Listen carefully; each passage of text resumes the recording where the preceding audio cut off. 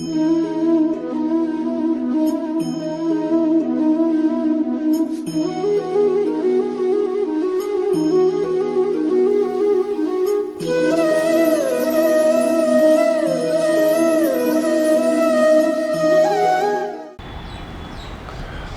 श्रीमद् भागवत महापुराण की जय। श्री कृष्ण शरणम मम। फ्रेंड्स, अब कैसे हैं? ये है श्रीमद् भागवत सप्ताह का दूसरा दिन। यह श्रीमद् भागवत महापुराण 7 दिन तक चलेगी और आज इसका दूसरा दिन है और दूसरा एपिसोड। तो फ्रेंड्स, आइए और बोलिए राधे राधे राधे राधे। नैमिषारण्य में हुई थी दुनिया की सबसे महान कथा, जिसको सूत जी ने शौनकादित्य को बोला था और समझाया था, क्योंकि शौनकादित्य जी सूत जी से प्रश्न पूछ रहे थे यह श्रीमद् भागवत महापुराण के बारे में। पहले एपिसोड में मैंने बताया था श्रीमद् भागवत महापुराण का महात्म्य, और इस एपिसोड में, ये दूसरा दिन में होता है कलयुग का आरंभ। कथा लिखने वाले वेद व्यास। उसके अंतर बातें चल रही है सूत जी और शौनकादित्य के बीच में। उसके अंतर्गत बातचीत चलेगी सुखदेव जी और परीक्षित जी के बीच में। एक कथा के अंदर कथा के अंदर कथा। तो अब शौनकादित्य को सूत जी बताने जा रहे हैं श्रोता परीक्षित जी की कथा। महाभारत युद्ध जब समाप्त हुआ और प्रायः कौरव पक्ष में सबका देहांत हो चुका था, विजय पांडवों की हुई थी। कौरवों की ओर से 4 ही योद्धा जीवित थे। एक दुर्योधन, एक कृतवर्मा, एक कृपाचार्य और एक अश्वत्थामा। तो दुर्योधन इतने क्रोध में था कि वो अपने आप को शांत करने के लिए एक तालाब में जाकर बैठ गया। अश्वत्थामा ने सोचा कि दुर्योधन मेरे मास्टर है, इसलिए दुर्योधन को कुछ प्रसन्न करने के लिए कुछ करना चाहिए। अश्वत्थामा रात्रि में पांडवों के शिविर के अंदर घुस गया, किंतु अंतर्यामी भगवान श्री कृष्ण त्रिकालदर्शी, वे जानते थे कि क्या घटने जा रहा है। इसलिए उन्होंने अर्जुन एवं अन्य पांडवों को कोई बहाना मंगा के ले आए कि चलो आज तुम यह तंबू में मत सोना, इस टेंट में मत सोना, ये दूसरा टेंट अच्छा है, यहाँ आके सो जाओ। और जो पांडवों के 5 पुत्र थे उनको उस तंबू में सुला दिया। रात्रि के अंधेरे में जब अश्वत्थामा पहुंचा, उसको लगा कि वह पांडवों का तंबू है और वो जिनको मारेगा वह पांडव होंगे। और 5 पुरुषों को ले जा देखकर उसने सोचा कि यह तो पांडव ही है। रात्रि में एक कायर के समान उसने पांडव पुत्रों की हत्या कर दी, क्योंकि उसे तो लग रहा था कि वह पांडव है, और उनकी गर्दन काट दी। अब यह शास्त्र विरुद्ध कार्य। हमारे शास्त्रों ने तो युद्ध के लिए भी धर्म बनाए थे। यह आजकल जैसा नहीं है कि कभी भी किसी को उठा के मार दिया। हमारे युद्ध में बहुत सारे नियम होते थे कि सूर्यास्त के पश्चात हाथ मत उठाओ, पीठ में मत मारो, जंघा के नीचे मत मारो, महिला पर हाथ मत उठाओ, बच्चों पे हाथ मत उठाओ, और जो शरण में आ गया है उसको नहीं मार सकते। ये सारे नियम थे हमारे शास्त्रों में युद्ध के लिए। अश्वत्थामा ने अधार्मिक कार्य कर दिया और 5 मुंडों को लेकर केश से पकड़कर और प्रसन्न होकर अपने स्वामी दुर्योधन के पास गया और कहा कि खुशी की खबर है कि मैंने पांडवों का वध कर दिया। दुर्योधन ने कहा कि ऐसा कैसे हो सकता है, पूरी 18 अश्वनी सेना तो उन्हें मार नहीं पाई, तो तुमने कैसे मार दिया? फिर अश्वत्थामा ने कहा कि उनके मुंड मेरे हाथ में है, ये देखो। दुर्योधन ने कहा कि मुझे भीमसेन का मुंड दो। अश्वत्थामा ने भीमसेन का मुंड पकड़वाया, जो वो सोच रहा था कि वो भीमसेन का मुंड है। दुर्योधन ने उसको अपने हाथों के बीच में रख के कुचल दिया। दुर्योधन ने कहा कि यह भीमसेन का मुंड नहीं हो सकता। अब ध्यान से देखा तो पाया कि यह तो पांडव कुमार है, यह पांडव नहीं है। तो पाप आत्मा दुर्योधन ने भी घृणा की कि छी छी, तुमने ये क्या कर दिया? यह पांडव नहीं है, यह भीमसेन नहीं है, यह तो पांडवों का पुत्र है। और तुमने इतना अनुचित कार्य किया अश्वत्थामा। हमारे वंश का तो नाश हो ही गया, पर तुमने तो कुरुवंश के पांडवों का भी नाश कर दिया। तो दुर्योधन को इतना पश्चाताप हुआ कि उसने तो उसके प्राण ही त्याग दिए। यहाँ द्रौपदी सुबह सुबह अपने पतियों की सेवा करने के लिए उनके तंबू में पहुंची और शौक हो गई अपने पुत्रों के कटे हुए सिर देखकर। वो विलाप करने लगी। एक स्त्री का एक पुत्र मरता है तो उसे कितना दुख होता है। यहाँ तो द्रौपदी के 5 पुत्र एक ही रात्रि में मर गए, तो उन्हें कितना दुख हो रहा होगा। और उसके बाद पांडव भागते हुए अपने द्रौपदी के तंबू में आए। श्री कृष्ण भी भागे आए और फिर अर्जुन ने बोला कि मैं इसका बदला अवश्य लूंगा और इसके करने वाले को दंड अवश्य मिलेगा। और फिर अर्जुन चल पड़ा खोज में। अश्वत्थामा समझ गया कि वो आगे चल रहा था। अर्जुन ने उसको देखा और शीघ्र ही पकड़ने के लिए वो आगे आ रहा था। और अश्वत्थामा ने ब्रह्मास्त्र छोड़ने की विद्या सीखी हुई थी अपने पिता गुरु द्रोणाचार्य से। फिर अश्वत्थामा ने ब्रह्मास्त्र छोड़ दिया। तो जब वो ब्रह्मास्त्र चला, तब देखिए भारत के पास आजकल मिसाइल्स है ना, अग्नि और दूसरी मिसाइल्स, लेकिन ये ऐसे शस्त्र थे पूर्व युगों में जो मंत्रों के द्वारा निर्मित होते थे।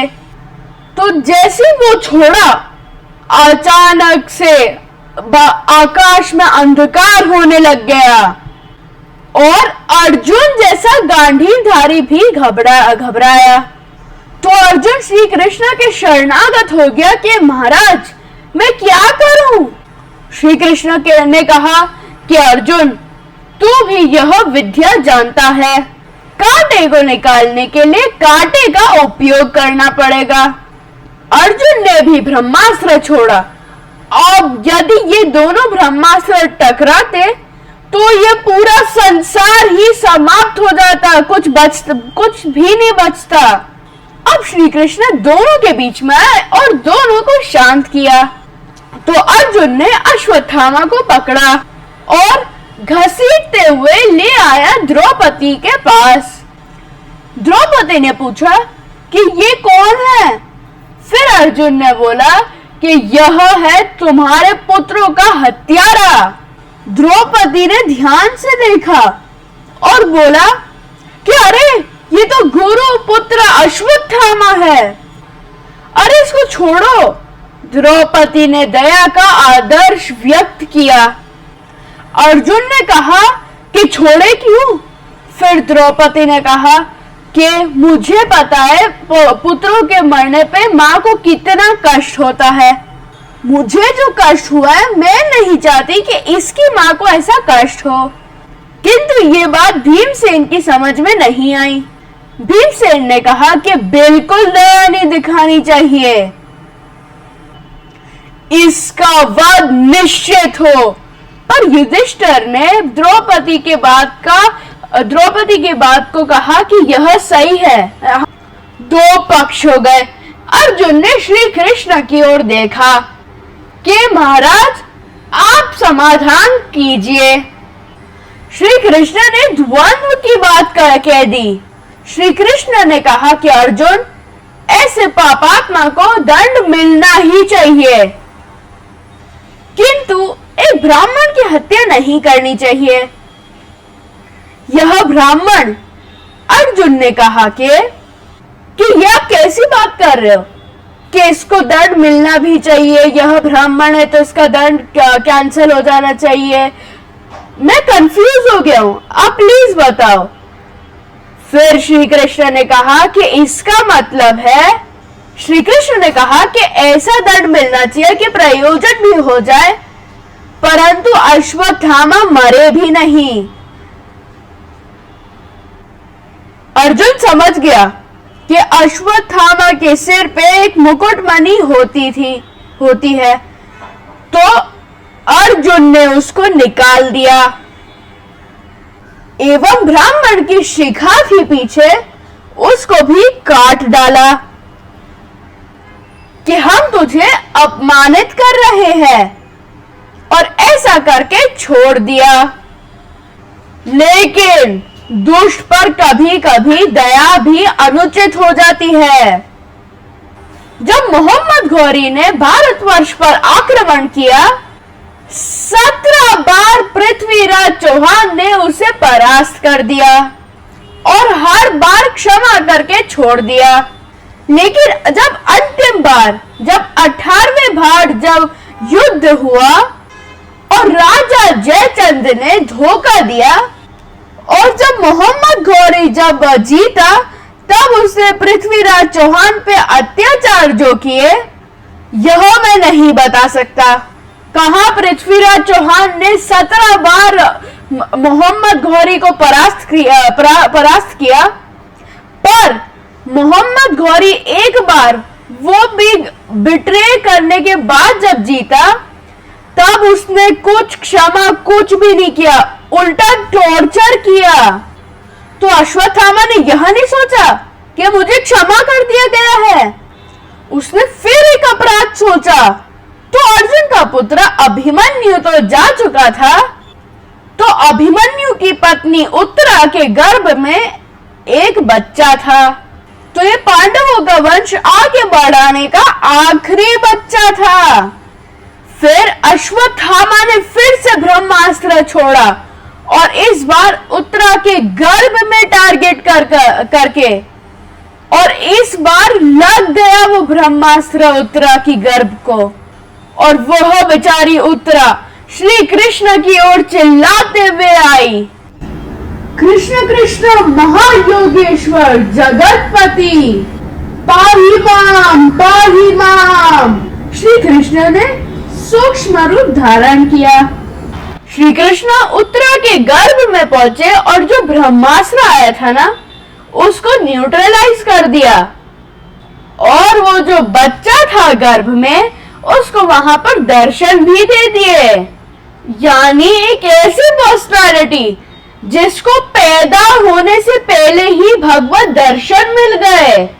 अब अश्वत्थामा तो न्यूट्रलाइज हो गए।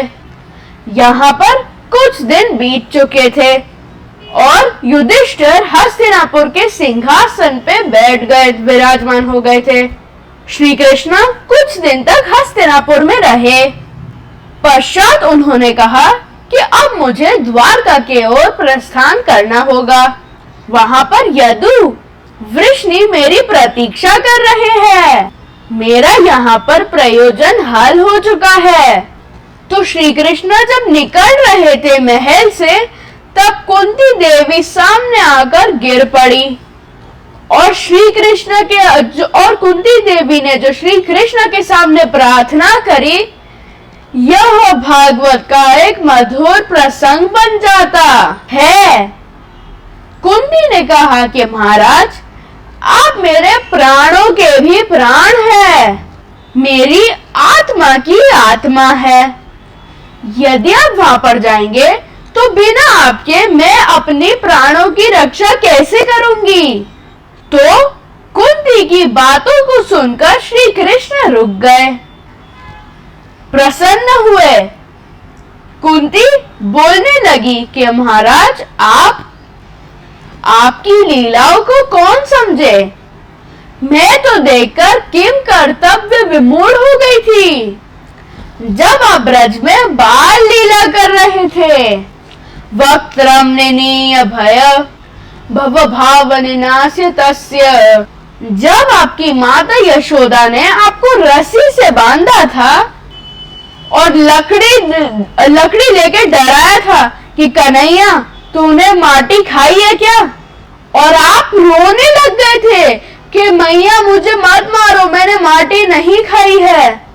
मैं तो आश्चर्यचकित हो गई थी कि जो काल आत्मा भगवान है, जिनके भय से यमराज भी डरते हैं, भयादस्यात् निस्तपति भयातपति सूर्यः भया इंद्रश्च वायुश्च मृत्युर्धावर्ति पंचमः। वो भगवान जिनके भय से सूर्य चंद्रमा आदि यह सब गतिशील है, वो भगवान अपनी भगवत्ता को विलीन करके एक बुढ़िया के सांडी के डर से कांप रहे हैं। आपकी लीला को कौन समझे। श्री कृष्ण ने कहा, कुंती वरम गुरु ही, मैं तुम्हारी भक्ति से बहुत प्रसन्न हूँ। मांगो, क्या मांगना है। अब यहाँ कुंती ने वरदान मांगने का रिकॉर्ड ही तोड़ दिया। कुंती ने कहा कि महाराज विपदः संत नश्वश्वत तत्र तत्र जगत गुरु। हे जगत गुरु श्री कृष्ण, मुझे यह संसार में विपत्ति दो। विपत्ति माने संसार का अभाव, धन का अभाव, प्रतिष्ठा का अभाव, सांसारिक सुख का अभाव, परिवार का अभाव। फिर श्री कृष्ण ने कहा कि कुंती तुम क्या मांग रही हो। भारतवर्ष के हर मंदिर में लोग यही आरती गाते हैं कि सुख संपत्ति घर आवे, कष्ट मिटे तन का, ओम जय जगदीश हरे। और तुम कह रही हो कि मुझे विपत्ति दो, ऐसा क्यों मांगती हो। कुंती ने कहा कि महाराज सब जानते हो, भविष्य में जो लोग भागवत पढ़ेंगे उन्हें भी यह ज्ञान हो जाएगा। कुंती ने कहा कि महाराज जन्मैश्वर्य श्रुतश्री भीर रेदमाधमनत कुमार नेवार्हत्य विधातु में मकिंचन गोचरम। संसार का वैभव की जितना होगा उतना ही हम आपसे विमुख होते चले जाएंगे। यदि हमको यह निश्चय हो गया कि हमें संसार में सुख मिलेगा, स्वाभाविक है कि हम संसार की ओर भागते चले जाएंगे।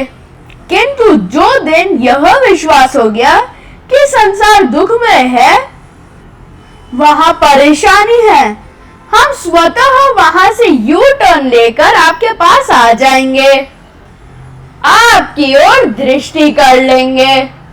भवतो दर्शनम यत्स्या द पुनर्दर्शनम।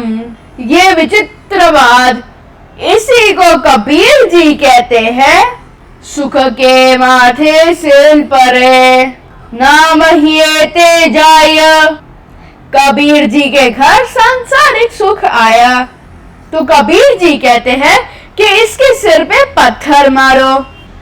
बलिहारी वा दुख की जो पल पल नाम रटाय। हम तो उस दुख पर बलिहार जाए जो हमारे द्वारा भगवत नाम स्मरण करवाता है। यह दृष्टिकोण यदि कोई रख ले जो कुंती देवी ने रखा, तो फिर संसार की कोई भी परिस्थिति उसे परेशान नहीं कर पाएगी। जहां परेशानी आई, जहां दुख आया, वहां तो भगवान मेरा संसार छीन रहे हैं। ताकि मुझे वैराग्य हो जाए। चलो कोई बात नहीं। इसी भाव के अनुसार संत तुकाराम की कथा प्रसिद्ध है। तुकाराम की पारिवारिक स्थिति विपरीत थी। उनकी पत्नी का बहुत कर्कशा स्वभाव था। वो बहुत झगड़ालू थी, तो घर में हर समय झगड़ा, गाली गलौज ये सब होता था। अब एक दिन संत तुकाराम अपने पूजा गृह में बैठ के रुक्मणी विठल की पूजा कर रहे थे, जब पत्नी बरस पड़ी कि पतिदेव इस भजन से क्या होगा, घर पे राशन पानी कुछ नहीं है खाने को, जाकर दुकान में बैठिए, कमाई करके लाइए। तो जब हाई कमांड की आज्ञा हुई तो तब संत तुकाराम गए दुकान में बैठने, और जो दिन भर की कमाई हुई उससे राशन पानी लेके घर की ओर निकले। रास्ते में कुछ भिखारी दिख गए और उनका कोमल हृदय, और वो भिखारियों को दान करते चले गए। और जब तक घर पहुंचे तब तक एक ही गन्ना था हाथ में। उन्होंने वह पत्नी को अर्पित किया और कहा कि आज यही मिला। पत्नी इतनी क्रोधित हुई कि उन्होंने गन्ना उठाया और संत तुकाराम के सिर पे मारा। इतनी जोर से मारा कि उसके 2 टुकड़े हो गए। और आपको पता है गन्ना बहुत मजबूत होता है, उसके 2 टुकड़े करने के लिए बहुत परिश्रम करना पड़ता है। लेकिन संत तुकाराम नकारात्मक नहीं बने। यह है संत स्वभाव। उन्होंने कहा कि गन्ना टूट गया, चलो अच्छा है, तोड़ना ही तो था, आधा तुम खा लो और आधा मैं खा लूंगा। पश्चात वो अपने पूजा गृह में गए और भगवान विठल के सामने पूजा करने लगे। वह निवेदन करने लगे कि हे प्रभु, तू कितना दयालु है। तूने मुझे एक ऐसी पत्नी दी है कि मेरे संसार में आसक्ति हो ही नहीं सकती है। ये सोचने की कला ही बहुत बड़ी बात है फ्रेंड्स। आजकल होता है ना फ्रेंड्स कि लोग बोलते हैं कि अरे यार मैं बहुत परेशान हूँ, मेरा पति कितना खराब है, मेरी पत्नी कितनी खराब है, मेरे बच्चे कितने खराब है। अब जो भी परिस्थिति है उसमें तो रहना ही है, लेकिन कैसे सुखी रहना है? यदि हम शारीरिक सुख को प्राथमिकता दे तो दुखी ही होते रहेंगे। तो यदि आत्मा के विकास को महत्व दे, विपरीत परिस्थिति में और विकास होता है। इसलिए संत तुकाराम कह रहे हैं कि भगवान तूने कितनी कृपा की, तूने मुझे ऐसी परिस्थिति में डाल दिया कि मैं संसार से प्रवृत्त हो ही नहीं सकता हूँ। आपकी कितनी बड़ी दया है। तो यह कुंती देवी कह रही है। श्री कृष्ण ने कहा कि कुंती, तुम्हें कितना कष्ट मिला जीवन भर। पहले तो तुझे पति का सुख नहीं मिला, पांडु से, पश्चात देहांत हो गया उसका, तू विधवा हो गई, पश्चात दुर्योधन के द्वारा इतने सारे अत्याचार, लाक्षागृह के जलते हुए महल से तू बची, और फिर तुझे वन में रहना पड़ा इतने वर्ष अपने पुत्रों के साथ।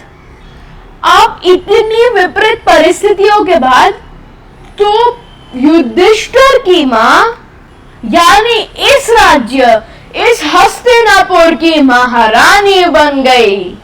तो मैं कह रहा हूं कि वरदान मांग, और अब तू फिर विपत्ति मांग रही है।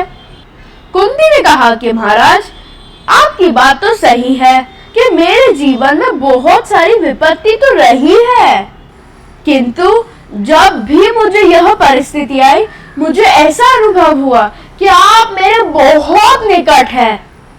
और वही बात सबसे इम्पोर्टेंट है कि आप मेरे निकट हो।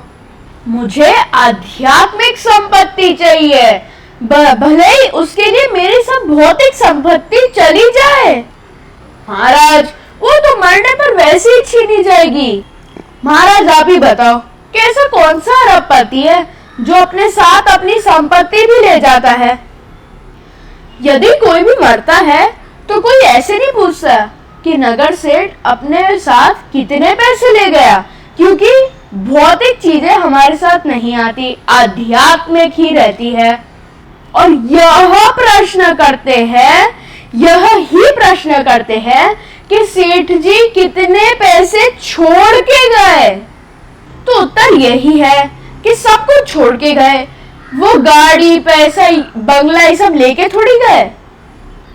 तो जो साथ में ले जाने वाली संपत्ति है, मुझे वो ही चाहिए, भले ही उसके लिए मुझे थोड़े कष्ट सहने पड़े। कुंती के निवेदन पे श्री कृष्ण ने कहा कि ठीक है, हम हस्तिनापुर में रुक जाते हैं कुछ दिन। श्री कृष्ण वहां रहने लगे कुछ समय और युधिष्ठिर का राज शासन प्रारंभ हुआ। एक दिन युधिष्ठिर ने देखा कि श्री कृष्ण ध्यान समाधि में बैठे हुए हैं। युधिष्ठिर ने कहा कि संपूर्ण विश्व आपका ध्यान करता है, और पर आप किसका ध्यान कर रहे हैं? श्री कृष्ण ने कहा युधिष्ठिर को कि यह मेरा नियम है, जो मैंने भगवद गीता में बताया था अर्जुन को। महाभारत के अंतर्गत ये यथा मां प्रपद्यन्ते तांस्तेवं भजाम्यहम् मम वर्तमानो वर्तन्ते मनुष्याः पार्थ सर्वशः। जो जीव जिस प्रकार से मेरी शरणागति करेगा, उसी जीव पे मैं उसी प्रकार से कृपा भी करूंगा। तो रण क्षेत्र में तीयों की शैया पर गंगा पुत्र भीष्म लेटे हुए हैं और वो निरंतर मेरा ही स्मरण करते चले जा रहे हैं। तो नियम अनुसार भक्त वत्सल भगवान श्री कृष्ण भी भीष्म का ही स्मरण कर रहे हैं। कुछ दिन और बीत गए और युधिष्ठिर को ग्लानि हुई। यह महान आत्मा का स्वभाव है कि मैं सबसे बड़ा पापी हूँ। और जो दुरात्मा होती है, जो खराब आत्मा होती है, वो सोचती है कि मैं ही सबसे बड़ा हूँ, मैं ही सबसे ज्ञानी हूँ, मैं ही सबसे बड़ा सज्जन हूँ, मुझसे अच्छा कोई नहीं है, आई एम द बेस्ट। एक बार बहुत पुरानी बात है कि पांडव और कौरव गुरु आश्रम में शस्त्र एवं शास्त्र विद्या को अध्ययन कर रहे थे। तो एक शिक्षक की दृष्टि से द्रोणाचार्य ने कहा युधिष्ठिर को कि जाओ नगर में घूम के आओ और देखो कि यदि कोई तुमसे खराब है उसे लेके आओ। और साथ ही दुर्योधन को भी भेजा और बोला कि जाओ और पूरे नगर में ढूंढ के देखो कि तुमसे श्रेष्ठ कोई व्यक्ति है तो उसे लाओ। दोनों खोजते रहे गुरु आज्ञा के अनुसार। और जब शाम को वापस लौटे तब दुर्योधन ने कहा कि गुरुजी मुझे क्षमा कीजिए, मुझे मेरे से अच्छा व्यक्ति कोई भी नहीं मिला। और फिर युधिष्ठिर ने कहा कि गुरुजी मैंने भी बहुत प्रयत्न किया पर मुझे मेरे से खराब कोई देखा ही नहीं। लास्ट में मैंने पाया यह व्यक्ति जो कुएं से पानी निकाल रहा है और मैंने कहा लो यह आज तो निर्जला एकादशी है, यह पानी क्यों निकाल रहा है। अब द्वापर में लोग निर्जला का पालन करते थे। फिर मैंने सोचा कि ये ही मुझसे खराब होगा, किंतु बाल्टी निकालकर वो स्नान करने लगा। फिर मैंने कहा कि व्यर्थ ही मैंने परदोष दर्शन कर दिया, इसलिए सबसे खराब मैं ही हूं।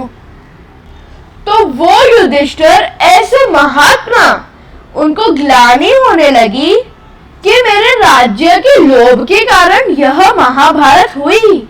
श्री कृष्ण युधिष्ठिर की मनोवस्था को देखकर समझाने लगे कि अरे युधिष्ठिर ऐसा कुछ भी नहीं है। तो महाराज ये जो ग्लानि का भाव है इसको दूर कैसे करूं? श्री कृष्ण ने कहा कि ज्ञान प्राप्ति की आवश्यकता। तुम धर्म के मर्म को जानो, किससे रहस्य समझो। श्री कृष्ण ने कहा कि धर्म के सबसे बड़े मर्मज्ञ भीष्म पितामह है। शय्या पर लेटे हुए हैं कुरुक्षेत्र में और जल्द ही देह त्यागने जा रहे हैं। उनके पास चलो और उनसे हम धर्म के मर्मों को समझे। तो पांचों पांडव चल पड़े और द्रौपदी भी चली। और अब ब्रह्मांड के बड़े बड़े ऋषि मुनियों को ज्ञात हो गया कि अब एक विशेष बात होने जा रही है। वशिष्ठ भी वहां पहुंचे, ऋषि दुर्वासा भी आए, पुलत्स्य पुराह, शक्ति, पराशर, पांचों पांडवों ने जाकर और भीष्म को प्रणाम किया। पितामह को द्रौपदी ने भी श्रद्धा पूर्वक नमन किया, किंतु श्री कृष्ण पीछे छिपे रह गए। किंतु भीष्म ने अपने नेत्रों से प्रसन्नता को व्यक्त करा और तो वह कुछ कर नहीं सकते थे क्योंकि उनका पूरा शरीर बाणों में था। तब भीष्म पितामह ने पूछा कि श्याम सुंदर किधर है। ये जो भीष्म है ये हमारे भारतीय संस्कृति में 12 महाजनों में से एक है। जैसे प्रहलाद, बलि, वैसे ही 12 में एक है भीष्म। भीष्म वैसे तो कौरवों के पक्ष के सेनापति बने, पर वे श्री कृष्ण के बहुत बड़े भक्त थे और उनकी रसिक भक्ति थी। वे श्री कृष्ण की व्रज की लीलाओं का ध्यान करते थे। श्री कृष्ण संध्या के समय गायों को चरा के आ रहे हैं और गायों के जो पैरों से रज उड़ रही है वो श्री कृष्ण के ऊपर पड़ रही है। उनके घुंघराले बाल फहरा रहे हैं, पीतांबर लहरा रहा है। तो ये श्री कृष्ण की संध्या की छवि का ध्यान भीष्म पितामह करते रहते थे और रण क्षेत्र में वो धूली ऊपर उड़ के श्री कृष्ण के ऊपर पड़ती ही थी। भीष्म उसी को देखते रहते थे। उनको पता था कि यत्र योगेश्वर कृष्णो यत्र पार्थो धनुर्धरः तत्र श्रीर्विजयो भूति ध्रुवानिति मतिर्मम। जिस तरफ भगवान श्री कृष्णचंद्र है उस ओर विजय अवश्य होगी। जानते हुए कि पांडव विजय होंगे, वो महाज्ञानी महाभक्त भीष्म कौरवों की ओर से लड़े। और क्यों? ताकि श्री कृष्ण की महिमा और अधिक बढ़े।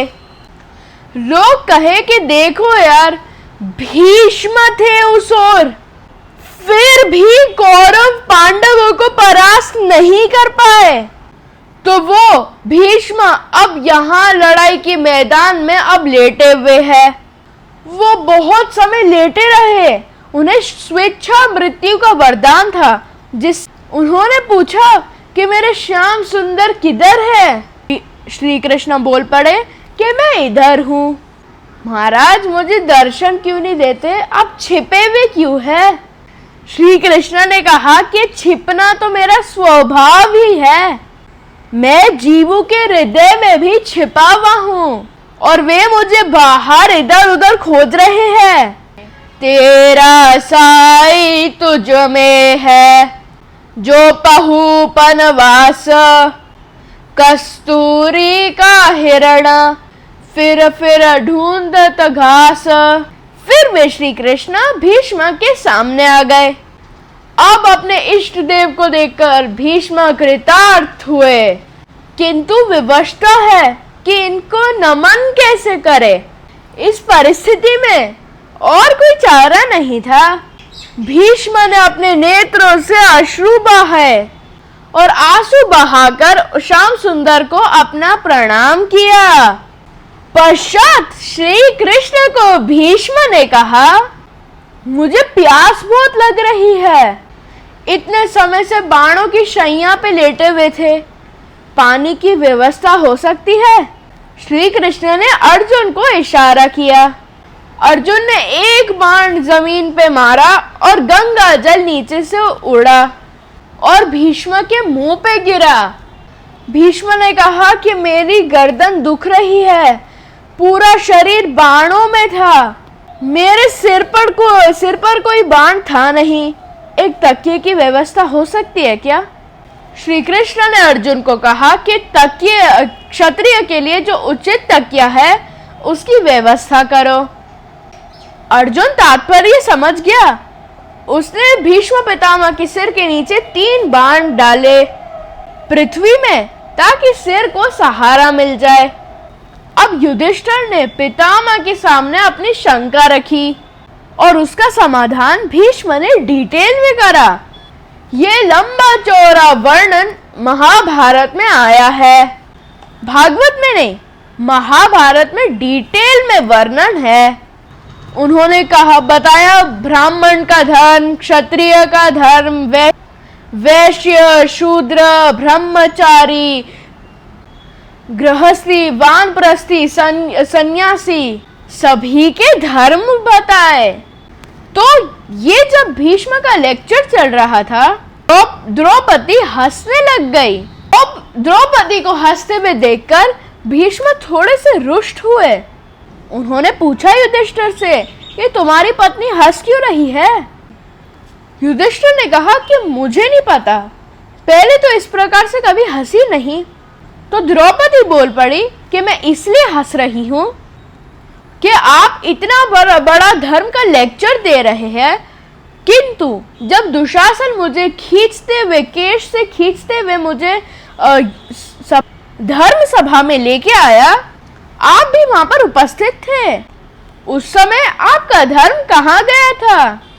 अभी आप हमें समझा रहे हैं, पर उस समय आपने धर्म का पालन क्यों नहीं किया? सुनकर भीष्म ने स्वीकार किया। भीष्म ने कहा कि तुम्हारी बात सही है, पर लेकिन मैं दुर्योधन का अन्न खाता था, जैसा अन्न वैसा मन।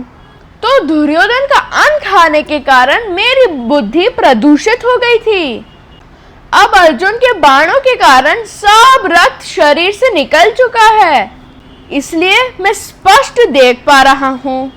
तो लास्ट में भीष्म ने विष्णु सहस्त्र नाम सुनाया, जो आज भी विश्व में विख्यात है। और उसके अंत में कहते हैं, एष में सर्वधर्माणा धर्मोऽधिकतमो मतः यद्भक्ता पुंडरीकाक्षं स वै नर्चेन नरस्वद।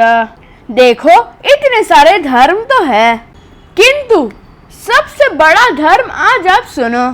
ये जो तुम्हारे साथ खड़े हुए हैं त्रिभंगी लाल, मुरली मनोहर, श्याम सुंदर, इनके चरणों में प्रेम कर लो, इससे बड़ा कोई धर्म नहीं है। अपना प्रवचन श्रेष्ठ करके भीष्म ने श्री कृष्ण के सामने एक निवेदन किया। भीष्म ने कहा कि महाराज, मेरी एक बेटी है, वो कुंवारी कन्या है। मैं प्राण त्यागने से पहले वो कुमारी कन्या आपके चरणों में अर्पित करना चाहता हूँ। श्री कृष्ण ने कहा कि पितामह, आप तो आजीवन ब्रह्मचारी, आपकी कन्या कौन सी? महाराज, ये मेरी बुद्धि एक कुमारी है, इसने जीवन में कभी किसी का वरण नहीं किया।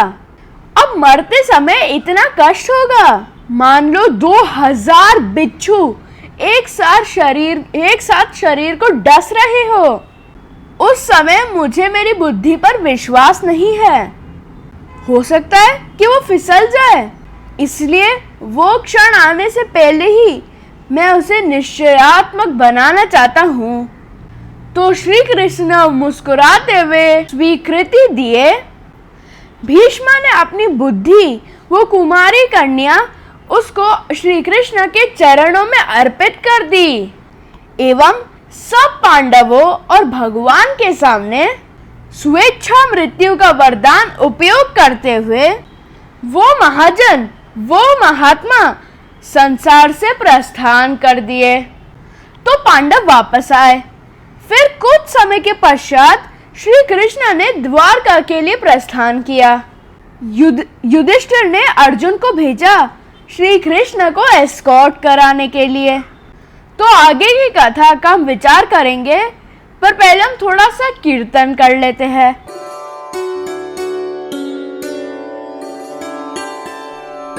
सांवरे संग गोरी झूलत, सांवरे संग गोरी झूलत, सांवरे संग गोरी झूलत,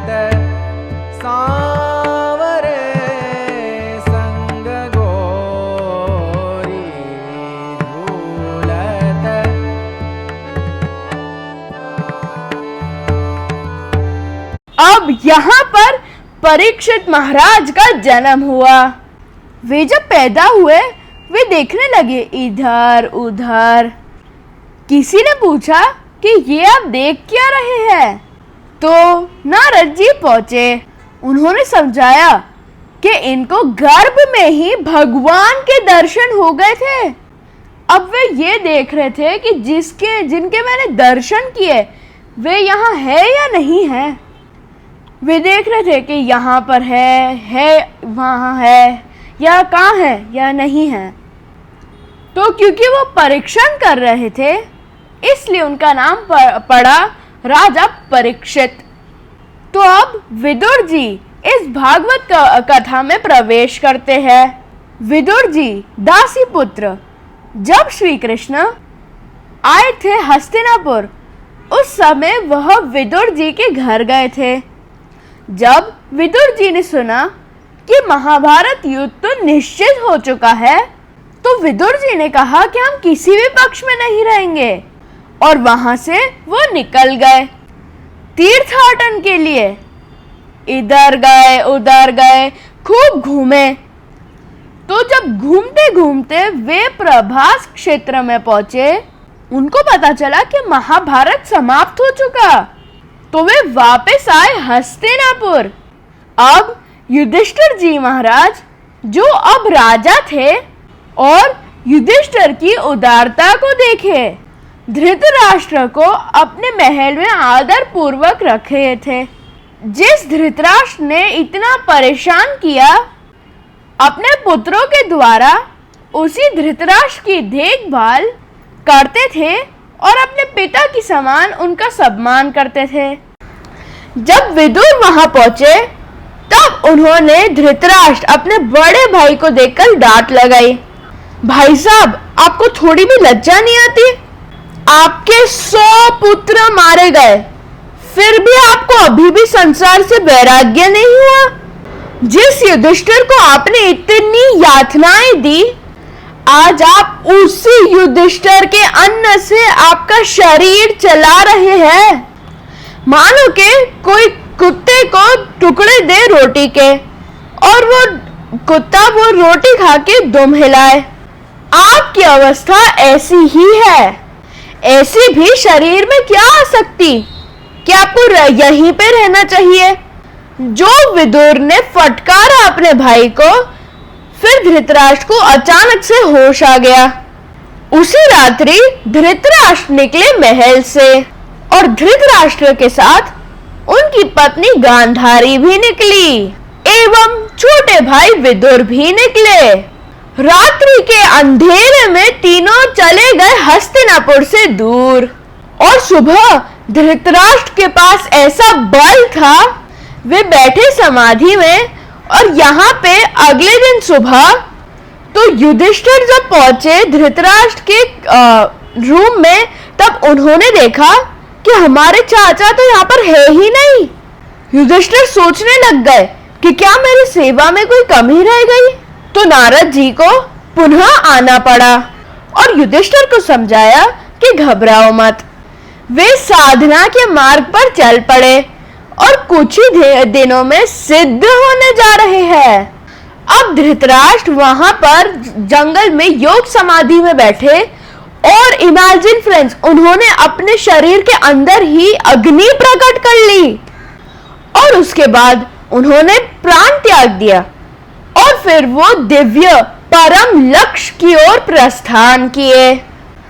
उसी देह अग्नि में, अपने पति की देह अग्नि में गांधारी ने भी प्रवेश किया और गांधारी ने भी प्राण त्याग दिए। अब विदुर ने देखा कि इनकी सद्गति हो गई और वो पुनः तीर्थाटन के लिए निकल पड़े। परीक्षित महाराज 15 वर्ष के हो चुके थे और ये सब के बीच में अर्जुन कई बार श्री कृष्ण को मिलने के लिए द्वारका चले गए थे और आ भी गए थे। अब की बार जब अर्जुन द्वारका गए तब वो 6 मास तक लौटे ही नहीं। यहाँ युधिष्ठिर को चिंता लग गई कि अरे बात है क्या, मुझे कई विपरीत लक्षण दिख रहे हैं इस संसार में। मुझे लगता है कि कुछ तो अनहोनी हुई है। बादल तो आ जाते हैं आकाश में पर वर्षा होती ही नहीं है, धुआं उठता है पर स्थिर ही रह जाता है, सुबह सुबह कुत्ते भौंकने लग जाते हैं। ये अधर्म के लक्षण क्यों दिख रहे हैं संसार में? युधिष्ठिर को चिंता लग गई कि कुछ बहुत अशुभ हुआ है। अब युधिष्ठिर के मन में यह मंथन तो चल ही रहा था कि अर्जुन वहां पर पहुंचा। अर्जुन के मुख का तेज उड़ा हुआ था। वो बहुत प्रयास कर रहे थे चलने की, पर वो चल नहीं पा रहे थे, अपने आप को घसीट के चल रहे थे। ऐसे वह युधिष्ठिर के सामने आए। फिर युधिष्ठिर ने अर्जुन को पूछा कि अर्जुन, बात क्या है? तेरा तेज गायब है। क्या तुमसे कुछ ऐसा अपराध हुआ है? तूने क्या गर्भवती स्त्री की हत्या की है? किसी ब्राह्मण को मारा है? कोई गौशाला में आग लगाई है क्या? समस्या क्या है अर्जुन? अब अर्जुन अपना दुख व्यक्त करने लगे। उन्होंने कहा, महाराज, जिस श्री कृष्ण ने मुझे इतना सम्मान दिया, मुझे उनका सखा बनाया और जिनकी पूजा पूरा ब्रह्मांड करता है, मंदिर मंदिर में उनकी आराधना होती है, उन्होंने मुझे इतनी बड़ी सीट दे दी कि वो रणभूमि में मेरे सारथी बने और जिनकी भगवत्ता को मैं भुलाकर ऐश्वर्य शक्ति का विस्मरण करके साख्य भाव से उनको मैं मात्र अपना मित्र ही मानता था, वो श्री कृष्णचंद्र भगवान ने स्वधाम अपना गमन कर दिया है और मेरा गांडीव जिसकी टंकार से पूरा त्रैलोक्य डरता था, यह अब निशक्त हो चुका है। यहाँ तक कि रास्ते के भीड़ लोग आकर मुझे लूट लिए हैं। और जैसे ही कुंती देवी को पता चला कि श्री कृष्ण पुनः अपने धाम पधार चुके हैं, कुंती देवी ने निश्चय कर लिया और अपना देह त्याग दिया और यहाँ युधिष्ठिर ने मौन धारण कर लिया। और कुछ समय पश्चात युधिष्ठिर ने अपने इतने बड़े राज्य को छोड़ के प्रस्थान किया जंगल की ओर, बिना किसी को बताए। युधिष्ठिर के पीछे पीछे शेष 4 पांडव भी निकले। द्रौपदी भी निकल पड़ी और एक कुत्ता भी साथ में चल पड़ा। ये जो पांडवों की स्वर्ग जाने की डिटेल है, ये महाभारत में लिखी है, भागवत में इसका डिटेल में नहीं लिखा हुआ है। जब पांडव लोग द्रौपदी के साथ स्वर्ग की ओर जाते हैं, साथ में कुत्ता भी होता है। ये पूरी कथा महाभारत में पूरी डिटेल में लिखी हुई है। तो परीक्षित को हस्तिनापुर का राज्य मिला। वे होनहार धर्मपरायण शासन करने लगे और उनके शासन के अंतर्गत प्रजा अपने जीवन को सफल बनाती गई। एक बार परीक्षित अपने राज्य की निगरानी की दृष्टि से, निरीक्षण की दृष्टि से निकले तो उन्होंने पाया एक बैल जो एक टांग पर खड़ा हुआ है और उसके बगल में एक गाय है। वो गाय बहुत दुखी हो रही है, आंसू बहा रही है। तो बैल की 3 टांगे टूटी हुई थी, एक ही टांग पे खड़ा हुआ था। तो जो गाय और बैल के बीच में वार्तालाप हो रहा था, इसको परीक्षित जी ने सुना। बैल ने पूछा गाय से कि तुम क्यों दुखी हो रही हो? मेरी इन टूटी हुई टांगों से तुम क्यों दुखी हो रही हो? अरे सुख क्या है जीवन में और दुख क्या है? इस संसार में तो सुख दुख का अलग ही नियम है। कोई बादाम मेवा खा के भी सुखी नहीं है, और किसी को एक सूखी रोटी ही बहुत सुख दे देती है। अब क्या सुख है और क्या दुख है? एक अमीर व्यक्ति को सोने के लिए नींद की गोली लेनी पड़ती है, और गरीब व्यक्ति रास्ते में भी आराम से सोता है। ये जो वार्तालाप हो रहा था, इसमें वो जो गाय है वो पृथ्वी देवी का स्वरूप है, जो गाय के रूप में प्रकट हुई थी। और जो बैल है वो धर्म ही था। बैल जो धर्म है, उसकी 4 टांगे होती है। एक सत्य है, एक अहिंसा, एक स्वच्छता और एक तपस्या। तो जैसे सत्युग से कालक्रम प्रवाहित होता है, धर्म की टांग टूटती चले आती है। और अब कलयुग, तो जैसे श्री कृष्ण गए वैसे ही कलयुग प्रारंभ हो गया।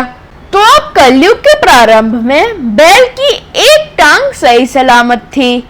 तो जब गाय और बैल के बीच में वो वार्तालाप हो रहा था, तब ही एक क्रूर आदमी, एक गंदा दिखने वाला आदमी काले कपड़े पहन के वहां पहुंचा और लाठी लेके बैल के अंतिम टांग पर अटैक करने लगा। तो परीक्षित महाराज से रहा नहीं गया उनका क्षत्रिय स्वभाव। बैल की रक्षा के लिए उस आदमी का पीछा करने लगे। वो भागा जान बचाकर, किंतु अंत में परीक्षित ने पकड़ लिया और कहा कि तुम हो कौन और वह बैल को परेशान क्यों कर रहे थे? उस आदमी ने अपना परिचय दिया कि मैं कलयुग हूँ। भगवान की ही इच्छा से मुझे अब आपके राज्य में मेरा प्रभाव बढ़ाना है, क्योंकि सब जीव अपने कर्म के अनुसार जन्म लेते हैं। अनंत लोकों में अब आपके राज्य में ऐसे ऐसे जीवों को आना है जिनको अपने कर्म के अनुसार इस कलयुग में जन्म लेना है। तो इसलिए मुझे अपना प्रकोप बढ़ाना ही है। आप भी भगवान की इच्छा को ठुकरा नहीं सकते। तो फिर परीक्षित महाराज ने कहा कि ठीक है, फिर मैं एक काम करता हूँ, तुम मेरे राज्य में रहो, पर लेकिन ये 4 जगहों में रहो। 1 जहां वैश्यालय है, 2 जहां मदिरालय है, 3 जहां जुआ घर है, और 4 जहां कसाई घर है। ये 4 पाप की जगहों से धर्म की 4 टांगे टूटती जाती है। वैश्यालय से स्वच्छता का गुण नष्ट हो जाता है। मदिरालय से, मदिरा पान से तपस्या का गुण भ्रष्ट हो जाता है। कसाई घर में जहां पशुओं का वध किया जाता है, वहां पे दया का गुण नष्ट हो जाता है। एवं जुआ खेलने से सत्य का गुण बर्बाद हो जाता है। तो परीक्षित ने कहा कि तुम इन 4 पाप की जगहों में रहो और कली के प्रभाव को बढ़ाओ। फिर कलयुग ने कहा, महाराज ये 4 जगह तो आपके पूरे राज्य में कहीं है ही नहीं, आपको मुझे एक 5वीं जगह भी देनी पड़ेगी। परीक्षित ने थोड़ा विचार करके बोला कलयुग को कि तुम स्वर्ण में, सोने में, गोल्ड में रहो। तो अब कलयुग को एक एंट्री पॉइंट मिल गया। अब परीक्षित वापस आए और वे प्रसंग को भुला दिए। कुछ दिन बीते और वे शिकार के लिए बाहर निकले। राजा लोग उस समय करते ही थे। उन्होंने सोने का मुकुट अपने सिर पर रखा। तो क्योंकि कलयुग स्वर्ण में है, गोल्ड में है, यदि उसने राजा को प्रभावित किया वो गोल्ड के क्राउन से, तो फिर वो राजा की प्रजा जो है वो ऑटोमेटिकली प्रभावित हो ही जाएगी। कलयुग ने कहा कि ठीक है, फिर हो जाए। परीक्षित जंगल में इधर गए उधर गए। बहुत समय के पश्चात उन्हें प्यास लगी। एक श्रमिक ऋषि थे और वो ध्यान में बैठे हुए थे अपनी कुटिया के बाहर। परीक्षित जी को बहुत प्यास लग रही थी और वो श्रमिक जी के आश्रम पहुंचे। फिर उन्होंने श्रमिक जी से पूछा कि श्रमिक जी, मैं थोड़ा सा पानी पी सकता हूँ, मुझे बहुत प्यास लग रही है। श्रमिक ऋषि समाधि में थे, उन्होंने सुना ही नहीं। और फिर क्योंकि राजा सर पे स्वर्ण था, गोल्ड था, इसलिए कलयुग वहां पर था, तो इसलिए राजा परीक्षित को लगा कि वो जान करके इग्नोर कर रहे, और परीक्षित महाराज में कलयुग का प्रभाव आ गया और वो क्रोधित हो गए। उन्होंने क्रोध में वहां पर एक मरा हुआ सांप पड़ा था, उसको श्रमिक ऋषि के गले में डाल दिया। ये सब राजा परीक्षित नहीं कर रहे थे, ये कलयुग का प्रभाव था। अब श्रमिक ऋषि का बेटा श्रृंगी स्नान करने गए थे, तो श्रृंगी को वहां बोध हो गया, कुछ गड़बड़ हुई। उनको लगा कि कुछ तो गड़बड़ है। फिर जब वो वापस आए तब उन्होंने अपने पिता के गले में एक मरा हुआ सांप देखा। श्रृंगी ने ध्यान में पता लगाया कि क्या हुआ है और सोचने लगा कि राजा का तो धर्म है प्रजा की रक्षा करना, धर्म की रक्षा करना, और यदि राजा ही ऐसे ऋषियों का अपमान करेगा तो धर्म कहाँ जाएगा, प्रजा का क्या होगा। श्रृंगी ने क्रोध में आके राजा परीक्षित को श्राप दे दिया।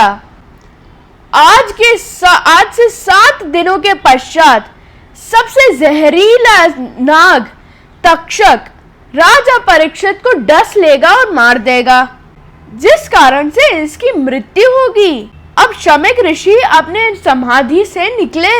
श्रृंगी ने कहा कि पिताजी ऐसा ऐसा हुआ है।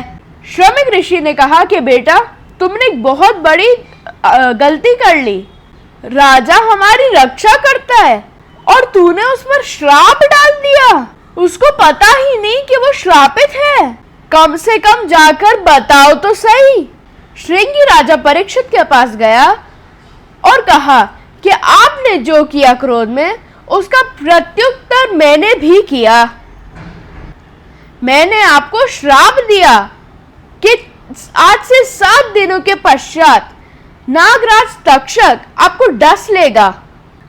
तो जब परीक्षित राजा ने सुना कि अब तो मेरी मृत्यु निश्चित है, राजा परीक्षित विचलित नहीं हुए। उन्होंने समय का परिस्थिति का उपयोग किया। तब उन्होंने हृदय में वैराग्य धारण कर लिया। देखिए आश्चर्य की बात, इतना वैभव, राजसी ठाट, भोग की सामग्री, चक्रवर्ती सम्राट थे परीक्षित, एक ही क्षण लगा और वैराग्य हो गया। क्या हम ऐसे हैं क्या फ्रेंड्स? इतना वैभव होने के बाद हमें वैराग्य हो सकता है? आज कलयुग में तो लोगों को मरते मरते भी वैभव चाहिए। मनुष्य मरने वाला होता है पर फिर भी वो पैसा करता रहता है। पर देखिए राजा परीक्षित को, उन्हें एक भी सेकंड नहीं लगा डिटैच होने से, और वो चक्रवर्ती सम्राट थे, पूरे पृथ्वी पर उनका राज था। इतना भी नहीं कहा कि मेरी खजाने की चाबी किधर है, मेरे मोबाइल का पासवर्ड ये है, मेरे बाद राज्य कौन करेगा? इतना बड़ा प्रश्न, जाओ तुम विचार करो, मुझे तो अब आत्मकल्याण करना है। निकल गए घर से और गंगा तट पर पहुंचे। वहां पर एक स्थान है शुकताल, वहां पर जाकर बैठ गए अन्न शन्न करके, भोजन पानी सब त्याग के, आत्म कल्याण की पिपासा। ब्रह्मांड के सभी दिव्य आत्माओं को एक पता चल गया कि एक दिव्य घटना घटित होने जा रही है। वे सब वहां पहुंच गए, वेद व्यास, दुर्वासा इत्यादि। तो उन सब ने परीक्षित को पूछा कि हमने सुना है कि आपको श्राप दे दिया गया है। परीक्षित जी ने कहा कि सोचा तो मैंने भी ऐसा ही था, पर अब मेरे विचार बदल गए हैं। मैंने तो सुना था कि श्राप अमंगल होता है, पर अभी यह श्राप के कारण मुझे आप सब दिव्य ऋषि मुनि के दर्शन प्राप्त हो रहे हैं। ये श्राप मेरे लिए श्राप नहीं, वरदान है। किंतु मेरे कुछ जिज्ञासाएं हैं, मेरे कुछ क्वेश्चंस है प्रभु, मेरे बहुत से प्रश्न है। मैं मेरे प्रश्नों का समाधान करना चाहता हूँ। मैंने अपने सामने व्यास गद्दी फैला दी है। आप सब महान ऋषि मुनियों में से कौन इस व्यास आसन पर बैठकर मेरे शंकाओं का समाधान करेगा? सारे ही ऋषि मुनि बैठे रहे। सब ने सोचा कि इनको कथा सुनाने की एलिजिबिलिटी हमारे पास भी नहीं है। उसी समय व्यास पुत्र शुकदेव, जो 16 वर्ष के ही थे, नंगधरण, वे वहां पहुंचे और किसी से परमिशन नहीं ली कि क्या मैं यहाँ पर बैठ सकता हूँ। बस वहां जाकर व्यास आसन पे बैठ गए। परीक्षित ने जब पाया कि शुकदेव व्यास के रूप में सामने हैं, उन्होंने कहा कि मुझे ये पूजा में मुझे फॉर्मेलिटीज नहीं करनी है, मेरे पास टाइम है ही नहीं, मुझे बस ही कथा सुननी है, मुझे बस मेरे सारे प्रश्नों का उत्तर चाहिए। बस अब शुकदेव जी आप सीधा टू द पॉइंट आ जाए। इसलिए परीक्षित ने कोई व्यास पूजन भी नहीं किया। यत् श्रोतव्यम मथो जप्यम, यत् कर्तव्यम विविध प्रभु, मर्तव्यम भजनी, भुवि यद्मा विवर्तते। महाराज, मैं मृत्यु के निकट हूँ, केवल 7 दिन का समय है। तो जो व्यक्ति के पास अधिक टाइम ना हो, वह अपना कल्याण कैसे करे? क्या जप करे, क्या व्रत रखे, क्या तीर्थ पे जाए, कौन सा भजन करे, कौन सा उपवास रखे? आप कृपया मुझे इस बारे में बताइए। देखिए कितना डायरेक्ट क्वेश्चन। और उनके प्रश्न को सुनकर शुकदेव जी इतने प्रसन्न हुए कि वे भी मंगलाचरण करना भूल ही गए।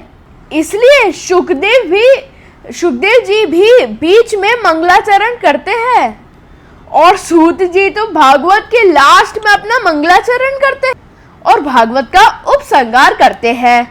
तो शुकदेव जी, अब आप वो ध्यान कीजिए। समस्त ऋषि मुनियों की सभा के मध्य गंगा जी के तट पर चक्रवर्ती सम्राट राज्य को त्याग कर श्रोता बने हैं और व्यास पुत्र शुकदेव, जो केवल 16 वर्ष के हैं, जैसे हमारे महाप्रभु श्री वल्लभाचार्य जब विजयनगर राज्य में शास्त्रार्थ करने गए, उनकी उम्र केवल 12 वर्ष की थी। ऐसे यहाँ शुकदेव जी केवल 16 वर्ष के हैं। अब परीक्षित जी ने उनको क्वेश्चन किया है कि जो मनुष्य मरने वाला है उसको क्या करना चाहिए। शुकदेव जी ने कहा कि परीक्षित, तुम्हारा प्रश्न अत्यंत मंगलमय है, केवल तुम्हारे लिए ही नहीं, सबके लिए। देखा फ्रेंड्स, आपने यहाँ पर परीक्षित राजा को पता था कि वह मरने वाले हैं, तब उन्होंने सब कुछ त्याग के अपना कल्याण का मार्ग चुना। क्या हमें इस कलयुग में पता है कि हम कब मरने वाले हैं? परीक्षित राजा के पास तो 7 दिन का समय था। हमें पता ही नहीं है कि मृत्यु कब आएगी। इसलिए आप मेरा ये श्रीमद् भागवतम सुनो, इससे आपका कल्याण निश्चित है। शुकदेव जी कहते हैं कि परीक्षित, तुम तो कहते हो कि तुम 7 दिन में मर जाओगे, पर हर मनुष्य 7 दिन में ही तो मरते हैं, क्योंकि 7 ही तो दिन होते हैं एक वीक के। Sunday, Monday, Tuesday, Wednesday, Thursday, Friday, Saturday. 8 वक्त तो कोई दिन ही नहीं होता। तुमको यह लाभ हुआ है कि तुमने जान लिया कि तुम कब मरने वाले हो। तुम्हारी मृत्यु तो इतनी निकट आ गई है। वैसे भी जीवन का अंत मृत्यु ही तो होता है, इसलिए यह जीवन एक डेड एंड है। जैसे सड़क में डेड एंड होता है ना फ्रेंड्स, वैसे इस जीवन में भी एक डेड एंड है। जैसे इंग्लिश में ये भी कहते हैं as sure as death। यदि कोई चीज एकदम सुनिश्चित हो तो उसे कहते हैं कि तो मृत्यु के समान निश्चित है। जैसे कि मृत्यु, इसका अर्थ है कि मृत्यु आने ही वाली है, वैसे ही जो आप कार्य कर रहे हो वो होने ही वाला है, इसलिए as sure as death। किंतु परीक्षित, तुम्हें लाभ तो ये हुआ कि तुम्हें पता चल गया कि तुम्हारी मृत्यु कब होगी। अब इस परिस्थिति का उपयोग करो। तुम्हारे पूर्वज सूर्यवंशी राजा खटवांग, उनको जब पता चला था कि अब हमारे पास 1.5 घड़ी बची है, जब देवासुर संग्राम हुआ तो खटवांग राजा ने देवताओं के पक्ष से युद्ध किया था। इसमें वो घायल तो हो गए थे, परंतु विजय देवताओं की हुई थी। ये सब होने के पश्चात देवता लोगों ने खटवांग से कहा कि आपको क्या चाहिए, आप मांगिए तो सही। खटवांग राजा ने कहा कि मुझे और कुछ तो नहीं चाहिए, पर बस ये बता दो कि मेरा कितना समय बचा हुआ है।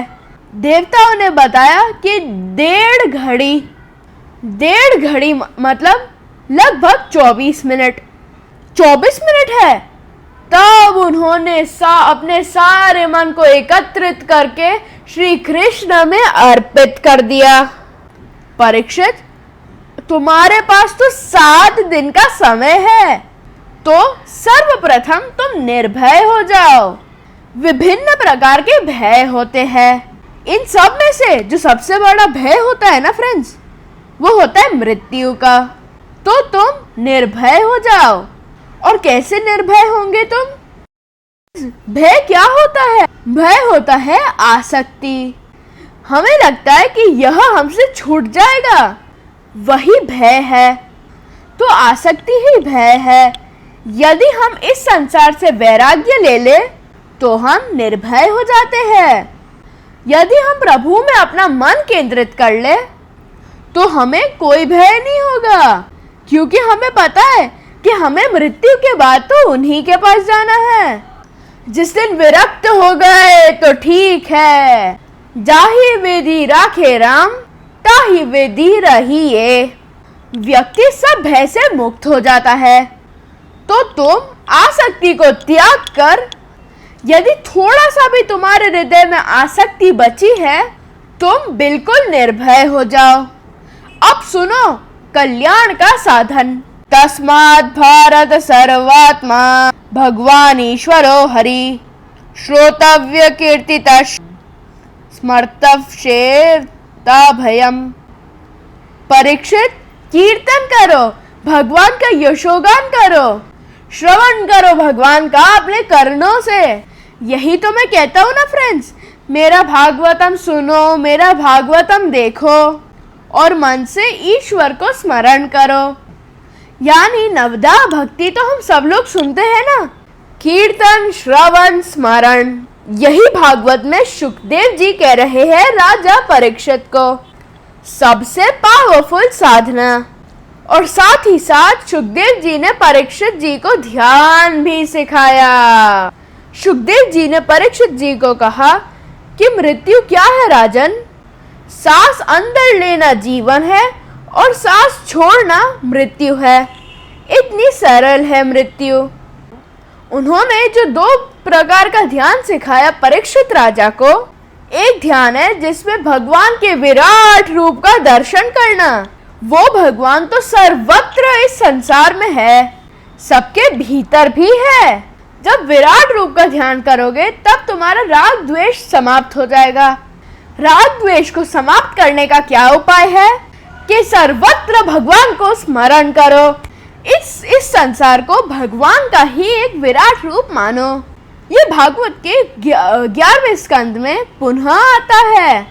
सर्वभूतेषु यत्पश्चेत् भगवद् भावमात्मनः भूतानि भगवत्मात्म्यक येष भागवतोत्मनः। उत्तम भागवत वो है जो सारे संसार में भगवान को देखे और साथ ही साथ अपनी प्रेम भक्ति बढ़ाने के लिए एक स्वरूप भगवान का दर्शन करे। तो परीक्षित को ये रूप ध्यान भी सिखाते हैं। तो ये सब जो सुखदेव जी सुना रहे थे, तो ये सब देख के वहां पर शौनक आदित्य आके बोलते कि वाह वाह वाह गुरुजी, बहुत आनंद आ गया। अब आप पूछेंगे कि शौनक आदित्य यहाँ पर कहाँ से आ गए। याद रखिए कि कथा कहाँ से प्रारंभ हुई। सूत जी सुना रहे हैं कथा शौनक आदित्य को। तो उन्होंने पूछा कि आपको कथा कहाँ से मिली। उन्होंने बताया कि हमको हमारे गुरु सुखदेव जी से मिली। तो जब सुखदेव जी ने परीक्षित जी को सुनाई कथा, उस समय सूत जी भी वहां पर श्रोता बन के उपस्थित थे। तो वही कथा बाद में सूत जी ने शौनक आदित्य को दी। तो जब सूत जी ने शौनक आदित्य को दी, तो तब वेद व्यास ने, जिनके पास दूरदर्शिता थी, उन्होंने उस कथा को संकलित करके भागवत में लिख डाला। तो इसके लिए कथा के अंतर्गत कथा। तो जो सूत जी सुना रहे हैं कि सुखदेव जी ने परीक्षित जी को ऐसा सुनाया, शौनक आदित्य कहने लगे कि वाह वाह गुरुदेव महाराज, जो नेत्र भगवान के श्री विग्रह का दर्शन नहीं करते, तो वो नेत्र जो मोर के पंख के ऊपर जो डिजाइन बना होता है ना, उसके समान है। जिन कानों को भगवान की कथा का रस नहीं मिलता, वो तो सांप के बिल के समान है। जो टांगे मंदिर जाने में आलस्य करती है, वो तो वृक्ष के समान है, इत्यादि इत्यादि। शौनक आदित्य ने कहा सूत जी से कि हम सृष्टि के बारे में जानना चाहते हैं। सूत जी ने कहा कि शौनक आदित्य, तुम्हारा प्रश्न बहुत बढ़िया है। प्रश्न राजा परीक्षित ने सुखदेव जी से करा था कि महाराज आप हमको सृष्टि के बारे में बताएं। तो सुखदेव ने उत्तर में क्या बताया? तो सुखदेव जी ने कहा कि परीक्षित, तुम्हारा प्रश्न बहुत इंपॉर्टेंट है। एक बार देव ऋषि नारद ने सृष्टिकर्ता ब्रह्मा से प्रश्न किया कि पिताजी, लोग आपको सृष्टिकर्ता मानते हैं, विधाता, किंतु आपने जो संसार बनाया, क्या अपनी शक्ति से बनाया अथवा आपके शक्ति का भी कोई स्तोत्र है? ब्रह्मा जी ने कहा, नारद, वो जो परात्पर तत्व है, उसकी शक्ति से मैं सृष्टि रचता हूँ और उसके द्वारा नियुक्त किए गए शंकर सृष्टि में प्रलय करते हैं। तो देवर्षि नारद ने कहा कि पिताजी, वो तत्व है क्या? ब्रह्मा जी ने कहा, नारद, वो परात्पर तत्व को ना मैं समझ पाता हूँ, ना तुम समझ पाओगे, ना शंकर जी, ना ये देवतागण, तो जीव साधारण क्या समझेगा? जब पेखन तुम देखन हारे, विधि हरि शंभु न चावन हारे, तेऊ न जानई मरम तुम्हारा, और तुम ही को जान निहारा। रामायण कहती है, ब्रह्मा जी बताते हैं कि जब मैं संसार में प्रकट हुआ, वे स्वयंभू है ना,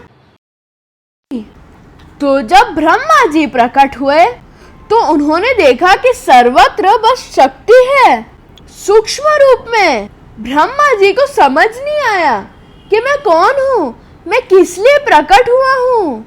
उन्होंने पाया कि वे कमल के फूल में बैठे हुए हैं और कमल की नाल है। तो कमल की नाल में वे प्रवेश करते गए। कई वर्ष बीत गए, उसका प्रारंभ भी नहीं मिला। तो ब्रह्मा जी फिर वापस चल पड़े। तो जब वापस आके बैठे, तो जब वो शक्ति का समुद्र था चारों ओर, उसकी लहरों की ध्वनि आ रही थी, तपो तपो तपो। ब्रह्मा जी ने कहा कि मुझे संकेत मिल रहा है कि तपस्या करो। उन्होंने तपस्या की और तपस्या की सिद्धि के पश्चात श्री कृष्ण ने उनको दर्शन दिए और श्री कृष्ण ने ब्रह्मा जी को 4 श्लोक दिए। ये 4 श्लोक जिसके आधार पर ब्रह्मा जी ने सृष्टि की, तो इनको चतुश्लोकी भागवत भी कहते हैं। तो मूल भागवत जो है वो 18,000 श्लोकों का है, भगवत गीता 700 श्लोक की और भागवत 18,000 श्लोकों का। तो 18,000 भागवत के श्लोकों का जो बीज रूप है ये है चतुश्लोकी भागवत, जो श्री कृष्ण ब्रह्मा जी के हृदय में दिए। उसकी यदि मैं व्याख्या करने लगूं तो 4 दिन बीत जाएंगे, तो आप एक श्लोक सुन लीजिए। श्री कृष्ण कहते हैं ब्रह्मा जी, अहमेवा समेवाग्रे नान्यद्यत् सदसत्परम् पश्चातहं यदेतच्च यो अवशिष्येत सो अस्म्यहम्। ये संसार के रूप में जो प्रकट है वो मेरा ही स्वरूप है ब्रह्मा। संसार जहाँ समाप्त हो जाता है, तो जहाँ संसार समाप्त हो जाता है ना ब्रह्मा, उसके आगे भी मैं ही हूँ। जब संसार नहीं था तब मैं ही था, और जब महाप्रलय हो जाएगा तब मैं ही एक बचूंगा। ब्रह्मा जी, मेरे अंतरिक्ष तो संसार में कुछ है ही नहीं। इसलिए जब आप बबरिक का व्याख्या सुनते हैं, भीम और हिडिंबा का पुत्र घटोत्कच और घटोत्कच का पुत्र बर्बरिक, तो जब महाभारत युद्ध होने वाला था, बर्बरिक भी आ रहे थे भाग लेने के लिए। उसका ऐसा प्रताप था कि श्री कृष्ण डर गए कि अरे ये बर्बरिक तो युद्ध के परिणाम को बदल सकता है। वे रास्ते में ही बर्बरिक को मिले और कहा कि तुम मेरे लिए क्या कर सकते हो। बर्बरिक ने एक तीर छोड़ा और वृक्ष के सारे पत्तों को भेंट करके और श्री कृष्ण के चरणों में ले आए, और फिर वो करने के बाद कहा कि मैं ये कर सकता हूँ। श्री कृष्ण ने कहा कि बर्बरिक, तुम मुझे एक चीज दोगे? बर्बरिक ने बोला कि महाराज, आप जो बोलेंगे मैं दे दूंगा। अब श्री कृष्ण ने बोला कि मुझे तुम्हारा सिर चाहिए। बर्बरिक ने संकोच ही नहीं किया कि भगवान मांग रहे हैं। ये शीश है लभु की तुमड़ी, हरी ही रण की खान, शीश दिए तो हरी मिले तो भी सस्ता जान। और बर्बरिक ने सिर काट के दे दिया, और श्री कृष्ण ने बर्बरिक का सिर आकाश में स्थापित कर दिया और कहा कि बर्बरिक, तुम यह महाभारत को देखना। और युद्ध के 18 दिन के पश्चात श्री कृष्ण बर्बरिक के पास आके पूछे कि तुमने युद्ध में क्या क्या देखा। बर्बरिक ने कहा कि महाराज जी, कैसा युद्ध था, मुझे तो हर जगह आप ही देखे कि आप ही मार रहे थे, आप ही लड़ रहे थे, आप ही मर रहे थे। तो श्री कृष्ण ब्रह्मा जी को कह रहे हैं, अहमेवा समेवाग्रे नान्यत् सत्सत्परम् पश्चात अहमितच्च यदेतच्च यो अविशिष्यते सो असम्यहम्। तो उन्होंने जो 4 श्लोक के माध्यम से ज्ञान दिया, ब्रह्मा जी कहते हैं कि उसके आधार पे मैंने सृष्टि का निर्माण किया। अब सुखदेव कहते हैं कि परीक्षित, मैं तुम्हें जो ज्ञान दे रहा हूँ ये शास्त्र सम्मत है। बहुत इंपॉर्टेंट बात। आजकल क्या होता है कि कोई भी कथावाचक कुछ भी बोलने लग जाता है, चाहे शास्त्र सम्मत हो चाहे शास्त्र विरुद्ध हो। और यदि आप उनसे पूछे कि महाराज, आपको ये सिद्धांत कहाँ से मिला, तो कहते हैं कि भगवान ने मेरे गुरु को ये प्राइवेट कमरे में दिया। अरे भाई, हमारे तो वेद, महाभारत, भगवत गीता, रामायण, इसका समर्थन तो इतने महान गुरु कबीर, तुकाराम, मीराबाई सब करते हैं। अरे आपके गुरु ये नया भगवत कहाँ से लेकर आ गए? तो वो लोग कहते हैं कि आपके वेद, गीता, भागवत ये सब गलत है, जो हमारे गुरु ने कहा वो ही सही है। तो ऐसे सिद्धांत पर आप जीवों को विश्वास नहीं करना चाहिए। जो शास्त्र में लिखा है वही सही है, और जो इसको ना समझे वो उसकी नासमझी है। तो सुखदेव जी कहते हैं कि वो ब्रह्मा जी ने सब शास्त्रों का मंथन किया और इस निष्कर्ष पे पहुंचे तो जो शास्त्रों का सार है वो है भगवान की निष्काम भक्ति। तो परीक्षित, मैं वो निष्काम भक्ति तुम्हें अब बताने जा रहा हूँ। सुखदेव जी क्या बताएंगे, कैसे बताएंगे, इस सब पर हम कल चर्चा करेंगे, आज नहीं कल। बोलिए श्री कृष्ण की जय। श्रीमद् भागवत महापुराण की जय। क्या आप मेरे जेठ से भागवतम अच्छे से सुन रहे हैं? यह भागवतम स्वयं श्री भगवान कृष्ण है।